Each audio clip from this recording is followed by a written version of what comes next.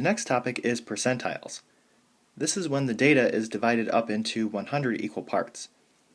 And the kth percentile is the percentage of the data that are less than that data value. Explain what the following percentiles mean.